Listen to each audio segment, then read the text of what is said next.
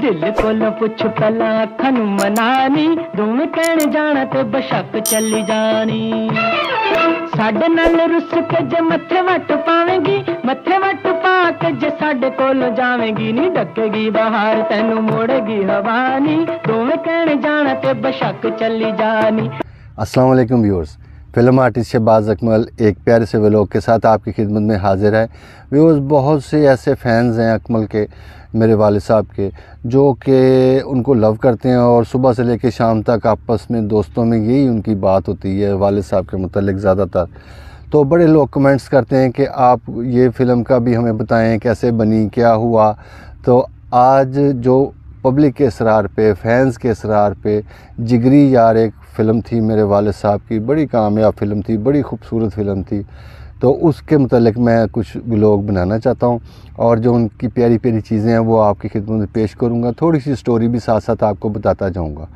तो ईद उल फ़ितर का दिन था, 12 जनवरी की तारीख़ थी और सन था 1967, जब वो ईद उल फ़ितर के रोज़ जुमेरात के दिन वो रिलीज़ हुई और लोगों ने उनको बहुत पसंद किया और बड़ी वो प्लैटिनम जुबली फ़िल्म हुई, बड़ी ज़बरदस्त फ़िल्म थी।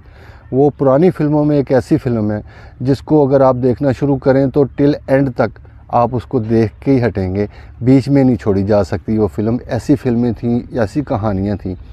तो उसमें जो डायरेक्टर थे उस फ़िल्म के, उनका नाम था इफ्तिखार खान साहब। वो बड़े कामयाब इंसान थे और बड़े माशाल्लाह उनका नाम है डायरेक्टर में, जितने भी डायरेक्टर्स हैं। तो उसमें सावन था और मज़र शाह साहब थे, अकमल ख़ान साहब थे, मुनव्वर ज़रीफ़ साहब थे, अलाउद्दीन साहब थे, नगमा बेगम अकमल ख़ान साहब के साथ थी, मीना शोरी थी, ज़ीनत बेगम थी, फ़ज़ल हक साहब थे, वो भी बड़े प्यारे इंसान थे और मेरे वालिद साहब के बड़े करीबी दोस्त थे।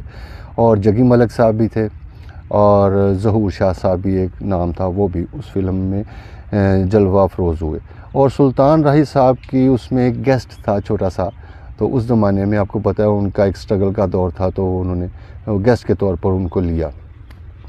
और जो उसके प्रोड्यूसर थे मियाँ इफ्तिखार साहब थे, मोहम्मद सदीक़ साहब थे, राइटर उनके हसीन कादरी साहब थे, जिन्होंने ये लाजवाल कहानियाँ लिखी और गाने बहुत से लिखे। वो बड़े कामयाब और बड़े प्यारे इंसान थे और फ़नकार थे। और उस फ़िल्म में जो मौसीकी तरतीब गई वो बाबा चीए चिश्ती साहब जो थे, वो मरहूम, वो बड़े कामयाब म्यूज़िक डायरेक्टर थे, उन्होंने वो फ़िल्म में म्यूज़िक दिया।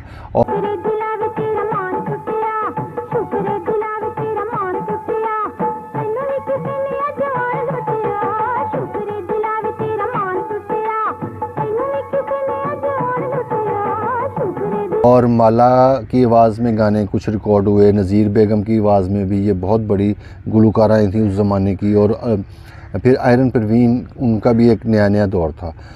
तो अहमद रुश्ती की आवाज़ में भी गाना है और मसूद राना साहब की आवाज़ में भी गाना है। व्यूअर्स, जब कहानी का आगाज़ होता है तो स्टार्ट फ़िल्म में ये हमें दिखाते हैं डायरेक्टर साहब कि दो बुज़ुर्ग हैं जो कि चारपाई पे लेटे हुए हैं, साथ साथ चारपाई हैं और दोनों ने आपस में हाथ पकड़े हुए हैं। और एक का बेटा अलाउद्दीन है और एक का बेटा सावन है। तो ये दोनों साथ बैठे हुए हैं, उनकी जान निकल रही है साथ ही दोनों बुज़ुर्गों की। और वो उनका ये मशहूर है कि ये शुरू से दोस्त हैं और यार हैं, और वो मरते वक्त अपने बेटों से वादा कर लेते हैं कि भाई हमारे मरने के बाद आप लोगों की दोस्ती होनी चाहिए, ताकि हमारा जो एक तरीक़ेकार है पूरे गांव के सामने कि हम बड़े दोस्त थे, लोग ये कहें कि इनके बेटे भी आपस में जो थे वो जिगरी यार थे। मरन वेले अपनी औलादां नूं लिट्टे विच ज़मीनां जायदादां लड़ाई ते झगड़े ते जांदे थे, पर ये दोवें यार क्यों तुहानूं दिसदे विच प्यार मुहब्बत ते दोस्ती दे चले ने। उन दोनों की जब डेथ होती है तो उसके बाद, मरने के बाद उनके, तो जो उनके बेटे होते हैं सावन साहब और अलाउद्दीन साहब, ये आपस में मिलते हैं गले और आपस में वादा करते हैं कि हम अपने बाप की जो वसीयत है उस पर अमल करेंगे इंशाल्लाह, और जब तक हमारी सांस में सांस है हम अपना जो याराना है ना वो निभाएंगे। एक नुक्ते दे नाल कदी भी यार ना पूरा हो। तो फिर ये दिखाते हैं कि उसके घर भी बेटा हुआ है, अलाउद्दीन के, और सावन के घर भी बेटा हुआ है। तो ये दोनों अपनी बीवियों से छुप के ये आपस में डिस्कस करते हैं कि हम अपने जराने को इस तरह मतलब पाया तकमील तक पहुंचा सकते हैं, अपने बाप की वसीयत को इस तरह हम जो है वो निभा सकते हैं कि हम ना अपने दोनों बच्चों को चेंज कर लेते हैं। मैं तुम्हें अपना बेटा दे देता हूँ, तुम मुझे अपना बेटा दे दो, तो ताकि हमारा जो ना ये बंधन जो एक आपस में एक जुड़ा हुआ पाना है ये टूटे ना।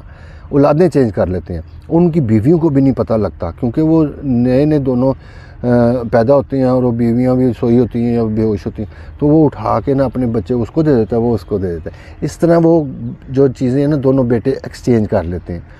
तो फिर वो ये होता है आगे चल के कि एक का बेटा जो है वो मज़र शाह बन जाता है और एक का बेटा अकमल बन जाता है, जिनका नाम फ़िल्म में बहादुर कहलाते हैं वो।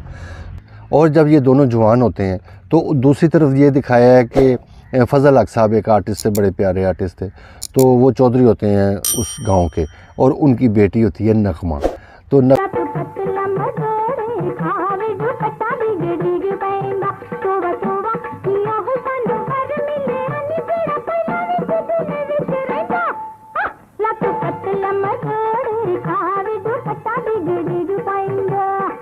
और जो नगमा है वो बहादुर को चाहती है अकमल को। तो एक जगह पे इनका टकराव होता है, तो जो बहादुर होता है वो भी वहाँ पे होता है और जो मज़र शाह होता है वो नगमा से उसकी राय पूछता है या उसको छेड़ता है या जो भी करता है। तो अकमल खान साहब जो होते हैं वो उनको गुस्सा चढ़ जाता है और आपस में इनकी दोनों की लड़ाई शुरू हो जाती है। देखदा नहीं टांगे ते जनानियां ने परा हो जा बुरी गल है। आ बहादुरी हुण ते कोई मलकल मौत नहीं आ जाना ते मैं इत्थे ही मरेगा। और सुनदा नहीं और कहंदी पई इन्हां नूं छांटे मार जे कमीने दे डर ने ते मैनू बड़ा छांटा छांटे मारे नहीं ते चुपेड़ा नहीं खांदी जा। ओए जग्गू ओ जनानियां ते हथ नहीं चुकी ने, ओ यार कसूर भी ते साडा वे, ओ जा कुड़िया अपना काम कर। तो बहरहाल वो वाले साहब जो हैं अकमल खान साहब वो उसको खूब पीटते शीटते भी हैं, इनको छोटे छोटे लगती हैं, काफ़ी लड़ाई होती है। उसके बाद इसी गुस्से में जो मज़र शाह होता है वो अपने घर के दरमियान में दोनों के जो घर होते हैं उनका सेन जैसे मैंने बताया आपको एक होता है, तो उसके अंदर वो दीवार खींच देता है। जब वो दीवार उसके अंदर कर देता है तो जो दोनों बाप होते हैं दोनों के वो बड़े गमज़दा हो जाते हैं कि भी ये इन्होंने ये इस बंदे ने ये क्या किया। तो बहरहाल वो ये फ़ैसला करते हैं कि ये हम इसको दीवार को गिराते हैं।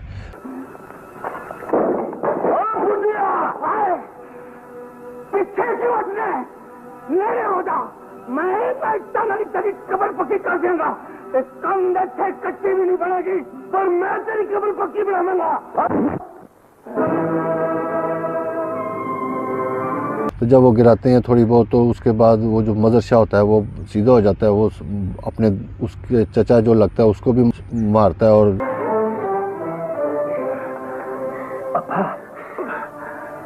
जब पता नहीं लगा तेन मैं मारे बहादुरी। जग्गू एक बारी हो रहा ते इन्नी उच्ची आख के ना दूजा यार भी सुन लवे तो फिर मैंने झूठा करने वाला कोई ना होवे। और उधर डायरेक्टर ये दिखाता है कि जो फ़ज़ल हक है जो चौधरी है पिंड का, जिसकी बेटी नगमा है, तो वो फौत हो जाता है और वो मरने से पहले अकमल के जो वालिद हैं बहादुर के वालिद, उनसे ये वादा करता है कि भी मेरी बेटी का ध्यान रखना। मैं ये अमानत तेरे हवाले कर रहा हूं, इनू प्यो बन के विद्या करी,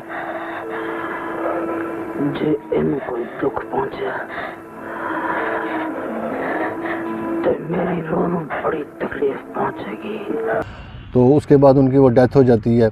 तो ये जो दोनों यार होते हैं मज़र शाह और अकमल के जो वालिद बने होते हैं सावन साहब और अलाउद्दीन साहब, ये दोनों आपस में ये बात करते हैं कि हम कुछ ऐसा करें कि ये ज़िम्मेदारी जो है इसको हम निभा सकें।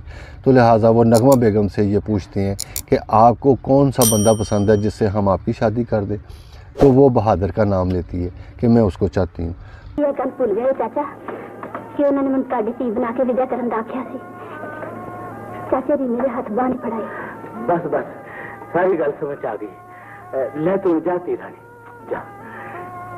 लिहाजा फिर एक टर्निंग पॉइंट आता है कहानी में और जो मज़र शाह होता है वो और आग बगोला हो जाता है। उसके बाद मज़र शाह ये करता है कि वो जगी मलक के पास जाता है, वो भी एक बदमाश का किरदार है, तो उसके पास जाता है और वो बदला लेने की सारी स्कीम बनाता है। और फिर वो जग्गी मलिक साहब हैं, वो उसके साथ मदर शाह जब मिलता है तो ये दोनों मिल के नगमा बेगम को अगवा कर लेते हैं। और अगवा जब करते हैं तो फिर जो बहादुर का किरदार है अकमल का, वो वहाँ पहुँचता है और अपनी गैरत को बताता है कि ये मेरी गैरत है, और ललकारता है उनको, और फाइट शाइट होती है, उनको वहाँ से छुड़ाता है नगमा बेगम को।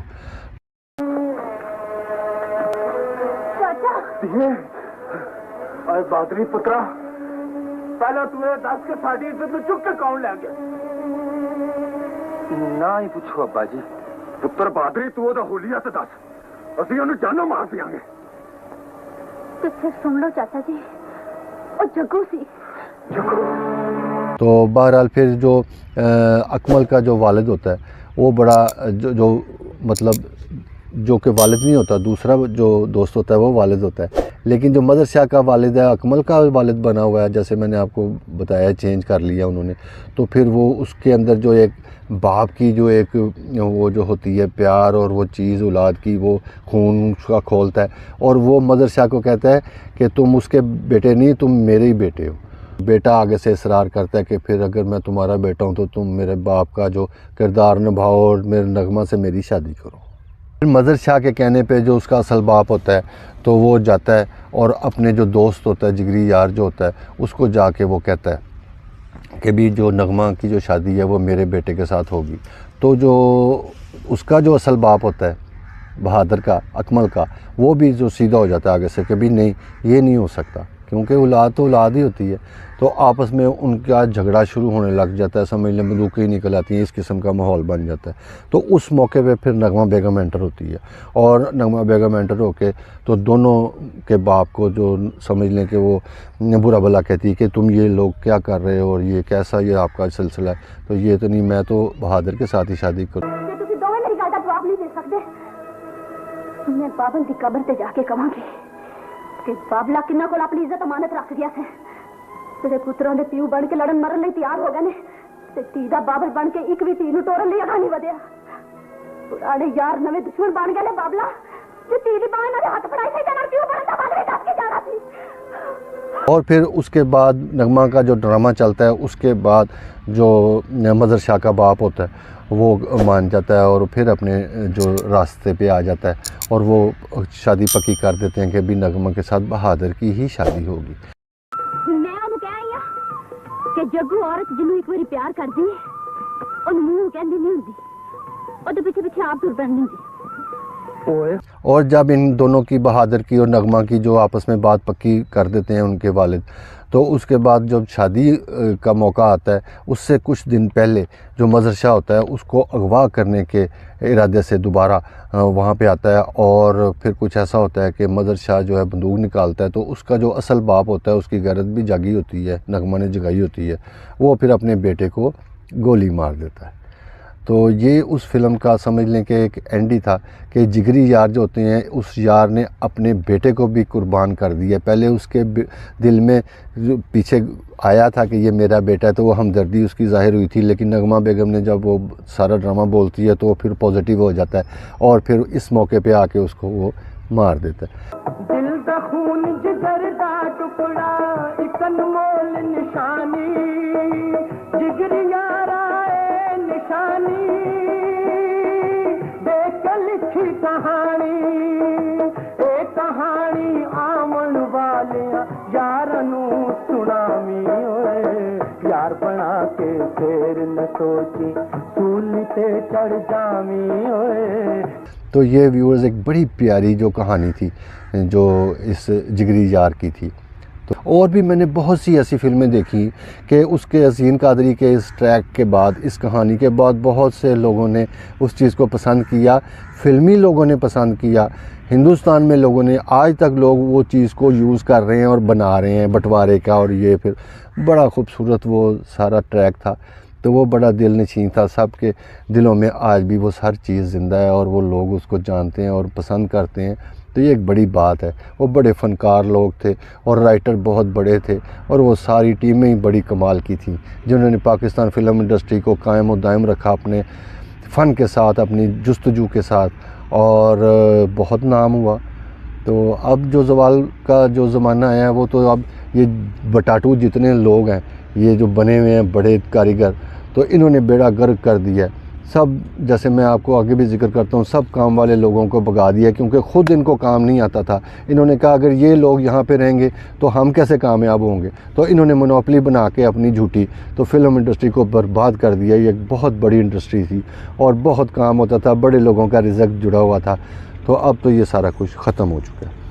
तो व्यूअर्स, ये एक बड़ी प्यारी फ़िल्म थी, मैंने कहा इसको डिस्कस करें, और आपके कई लोगों के कहने पे ये मैंने आज व्लॉग बनाया जिगरी जार पे।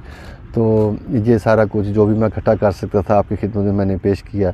तो इंशाल्लाह अब नेक्स्ट व्लॉग में दोबारा मुलाकात हो जाएगी, अल्लाह ज़िंदगी दे आपको भी और हमें भी। तो मुलाकात होती रहेगी, व्लॉग बनते रहेंगे, इंशाल्लाह आपकी खिदमत होती रहेगी। तो ऐसे ही मेरे साथ देते रहें आप, आपका बहुत शुक्रिया। खुश रहें, आबाद रहें। नेक्स्ट व्लॉग में मुलाकात होगी, तब तक के लिए अल्लाह हाफ़िज़।